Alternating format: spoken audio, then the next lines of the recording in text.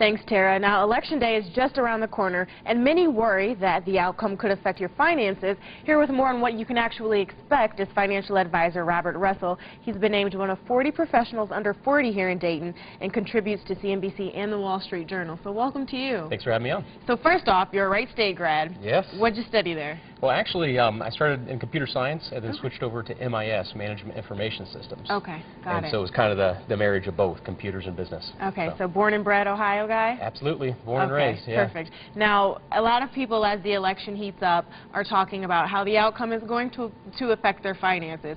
The question is, first off, let's clarify, what are people thinking that President Obama's re-election versus Romney's election might affect their finances? How are they saying that might happen? People are a little shell-shocked right now, and it's because of all this uncertainty, and beyond the election, it's really this fiscal cliff.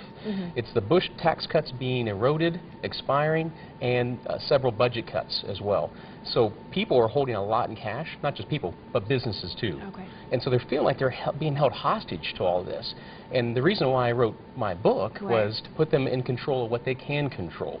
Can't control election, you can't control Washington, you can't control Wall Street, but you can control yourself and the decisions you make about your money. Okay, so right before we get into the book, you are saying that the presidential election, the outcome isn't necessarily going to affect your portfolio as much as people are worried. If you have the right strategy, the answer is yes. Okay, great. So let's talk about the book, Retirement Held Hostage. What are you covering in it?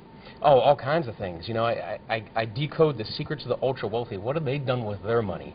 And somebody might go, well, why would I want to know about that? Well, it's because they're ultra-wealthy. They've done something right along the way, right? So I decode that. I talk about the 3 biggest threats to your wealth going forward.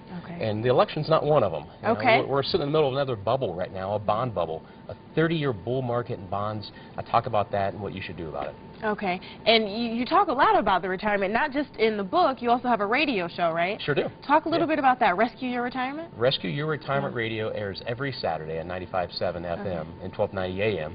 And me and my co-host Curve, we have a great time. We've had all kinds of guests, New York Times best-selling authors, different economists and that kind of thing.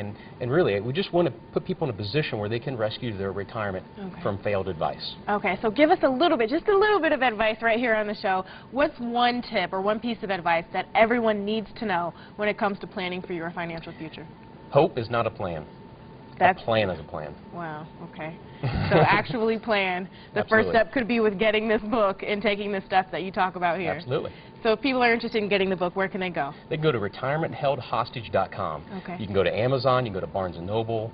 It's on the Apple Store, that kind of stuff. So, all right, well, Rob, it was a pleasure. Thank you for the tips. Thank you. Now, speaking of finances, one local organization